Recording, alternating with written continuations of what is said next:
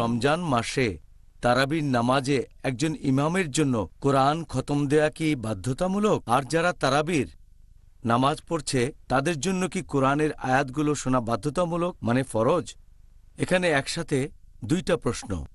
এমন কোনো হাদিস নেই যেখানে নবী বলেছেন অথবা কোনো সাহাবী যে এ সময় কোরআন খতম দেওয়াটা আবশ্যিক। এটা করলে ভালো, এটা মুস্তাহাব, করলে ভালো, কারণ রমজান মাসে যত বেশি কোরআন পড়বেন সেটা আপনার জন্য অনেক ভালো। আর অনেকে হয়তো বাসায় কোরআন পড়ে না, তাই অন্তত রমজান মাসে কিয়ামুল লাইলের সময় লোকজন কোরআনের আয়াতগুলো শুনতে পারে, এটা করতে পারলে ভালো, তবে ফরজ না।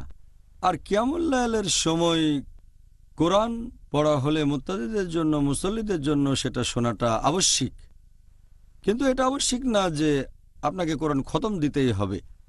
তবে বেশিরভাগ মসজিদে রমজানের সময় কোরআন খতম দেয়, আর এটা ভালো, মাশাআল্লাহ। তবে আমার জানা মতে কিছু মসজিদে এতে করে লোকজনের সমস্যা হয়ে যায়, কারণ যদি রমজান মাসে পুরো কোরআন শরীফ খতম দিতে চান তাহলে প্রতিদিন পড়তে হবে এক পারা বা এর কাছাকাছি, এতে সমস্যা হয়ে যায়। সেজন্য অনেক মসজিদে পড়া হয় অর্ধেক পারা, গড়পড়তায়।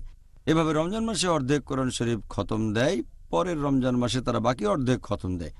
সবগুলোরই অনুমতি আছে, তবে পুরো কোরআন খতম দিতে পারলে ভালো।